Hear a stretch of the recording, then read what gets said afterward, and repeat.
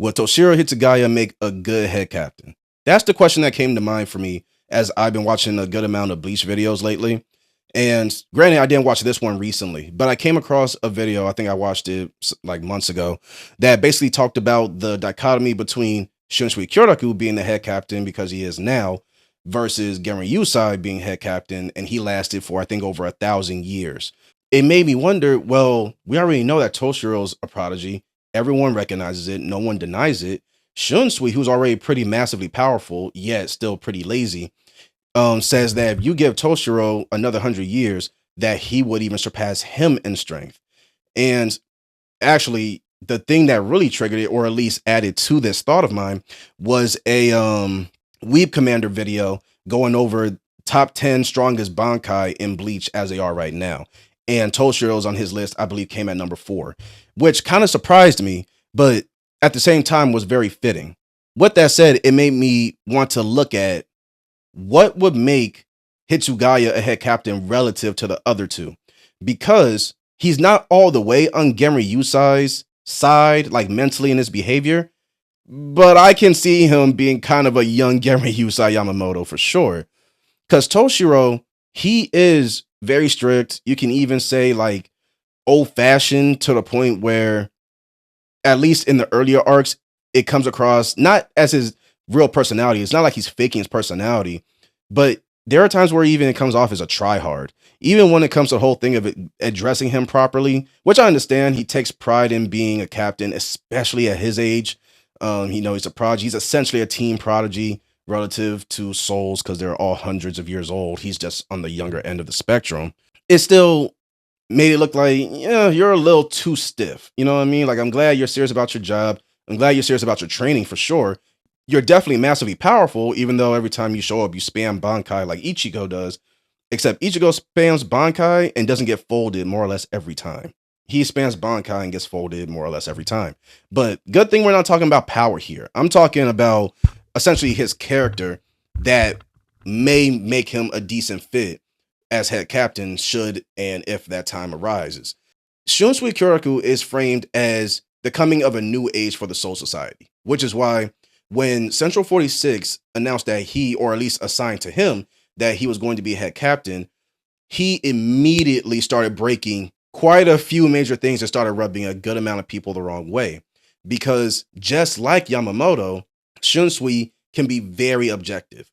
The thing is, Genrin Yusai was very objective yet prideful, which made him very rigid and limited in the options that presented themselves to him when it came to solving problems and taking down enemies.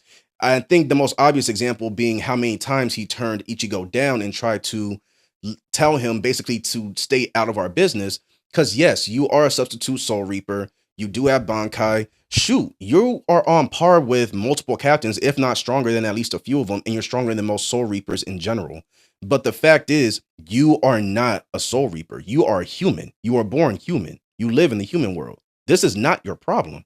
And while that ultimately didn't stop anything, it still shows, like, with his mentality, how much he is willing. And this actually plays into the 1,000-Year Blood War arc, where Mayori even ripped him a new one. And I loved that scene where he told him, like, when it comes to the Quincy's catching us off guard, don't blame me and Squad 12. This is your fault because you had this information at your fingertips. I told you back in the Soul Society Invasion arc, when when Ichigo and them first showed up, there was not only a Quincy that survived, he actually ended up being a pretty decent threat to me. He almost took me out. And I told you, should, other Quincy somehow be around, they might want their lick back. And we need to prepare for that potential inevitability. And Genrin Yusai shut it down. I think he would have been like, we'll deal with it when that time comes, should that happen. But he didn't even think past, I took them down, or the Gote 13 of the past took them down. That's not a problem to worry about. And even if it somehow is, we'll handle it. We don't need, any tricks and other people seeing their way in. He limits himself a lot. And that's where Shunsui is drastically different. From the moment that he became head captain, he wanted to teach Kenpachi, who's already borderline unbeatable by most Soul Reapers and people in the Serete standards. And you're saying you want to teach him how to fight properly? You want to unlock more of his power? You want to teach him like the actual formal forms of swordsmanship. You want to do that? He's already that much of a problem to the point where, aside from Yamamoto when he was head captain, maybe one or two of y'all captains could take him down. But the majority of the captains wouldn't have been able to touch him before or after Tosin defected. Y'all wouldn't have been able to touch this guy. Now you're saying you want to amp him up more? That's nuts. But Shinsui was willing to do that because the fact of the matter is, Kenpachi is still on their side. So when it comes to taking out the Quincy, we may have to take that risk. Who's to say that Kenpachi won't flip on us at some point? Granted, I think Shinsui is the type that's like, I know his character. He's wild and he likes to fight for the sake of fighting and all this other stuff. But there's more to him. Like, he has a heart. He has allegiance to us. He's not going to suddenly flip on us for the heck of it. If Kenpachi was to ever flip on us, there's going to be a reason behind it. Then he also sacrifices the second oldest Soul Reaper at the time, Unohana, the first Kenpachi, to get Kenpachi to become the new actual legitimate Kenpachi. Because we find out in Thousand Year Blood War, up to that point, he technically was not the legitimate Kenpachi until he was. So, you know that Unohana didn't make it. Versus, also the biggest example, probably the worst as far as the other Soul Reapers are concerned, he kind of temporarily partially frees Aizen, which ended up being which actually ended up being to their benefit, because once Yhwach had absorbed the power of the Soul King, they had like a bunch of the black goopy like monsters that were coming down. I guess it was some of his residual spiritual pressure that had been let loose and took physical form and was falling down to the Serete. Aizen was the only reason they weren't taken out. But all of the captains, Byakuya is saying that's against their pride. It's kind of an insult to the captains because did you think we weren't going to handle this? And Shunsui is basically like, more or less, no, I don't think we would have been able to handle that. Or at the very least, if we had handled it, we would not have come out unscathed and still been able to handle the actual enemy, which is the Stern Reader and Yhwach, after the fact. It would have been too much of a problem.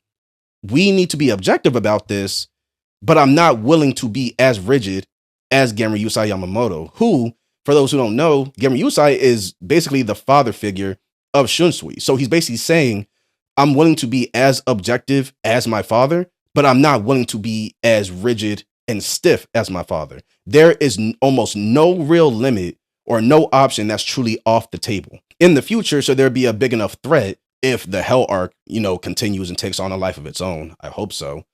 But if that were to happen, and let's say Ichigo wasn't already in it because his son's, I guess a key part of it. So he's going to be part of it. But if that had been a separate issue that did not initially involve Ichigo, and the Soul Reapers already tried going at it and it wasn't going that well, Shunsui would have been like, well, we got to get who in on this. You know what I mean? Like, he's a cannon. Like, the guy's he's literally part everything. He's probably more powerful than me as a heck, if not guaranteed. Yeah, we need to get Ichigo in on this. And it wouldn't have been a problem. It's not that Genryusai and Shunsui are that drastically different. Like, they have nothing in common. They have, I would say, those two main things, objectivity and a level of pride.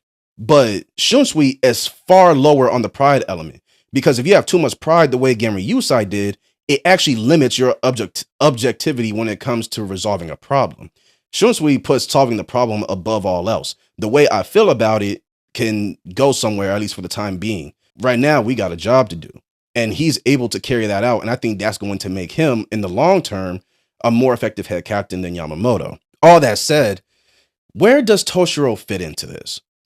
I feel like Toshiro is a happy medium between the two, but I use the word happy with hesitation because I still think, at least as he is now, he leans closer to a Yamamoto behavior, mindset type of thing. Definitely more traditional. He definitely would be on top of everybody when it comes to doing their jobs, their assigned roles. Maybe it's because he already knows Ichigo, but if you was to take the situation I just, spewed, the example, but if you replace Shunsui with Toshiro wouldn't have a problem bringing in Ichigo. I think only because he already knows him. If he didn't know Ichigo, or if another substitute Soul Reaper situation was to rear its ugly head, I think he could warm up to it, but it would take time.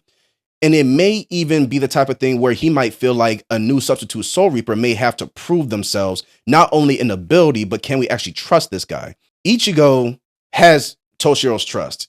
Ichigo may annoy him when it comes to calling him by his first name. He doesn't refer to him as captain and stuff like that.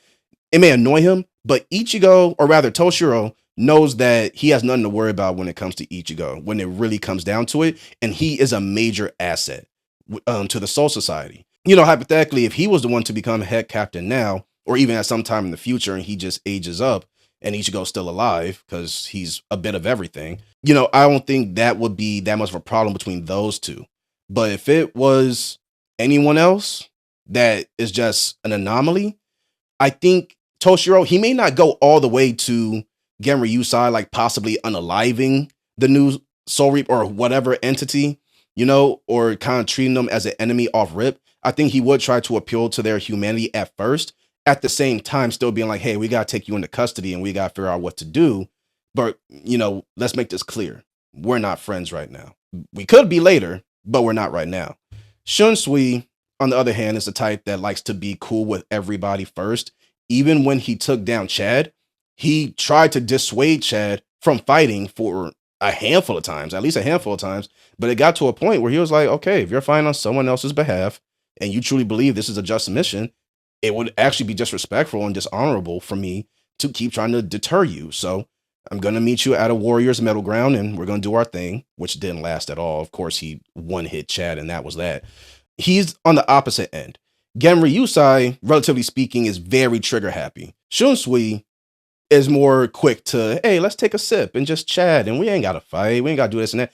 But when it comes down to it, he's going to do it. Toshiro, I feel like he'll lead with a militaristic mindset first, but not to the same capacity or to the same stretch as Genryusai. But ultimately, I think would prefer to land in more of a Shunsui type of place. Like, okay, I think we got a good handle on this person. They're cool. Well, if they don't stay here, we'll send them on their way and it's whatever. But I think he would also tell Mayuri, who he's going to take initiative anyway, but he probably would quietly tell Mayuri, hey, do something, like make something at the Department of R&D, just in case this person comes back and they end up not really being as cool as I think they are. You know, I think he's the type that would check all the boxes, but wouldn't be too extreme on either which way. Because the fact is, Shunsui is a little extreme on the more relaxed, chill side of things.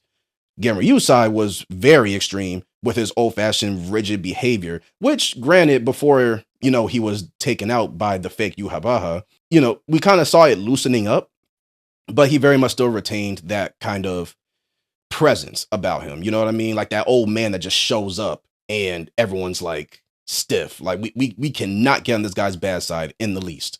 Versus Shunsui, everyone feels perfectly comfortable questioning him from every choice. Of course, he broke some pretty big things. He did some pretty big things, but everyone was perfectly comfortable stepping up and like questioning, like, what the heck are you doing? It was not like a Young Justice moment when Nightwing admitted that Artemis actually was not dead the whole time.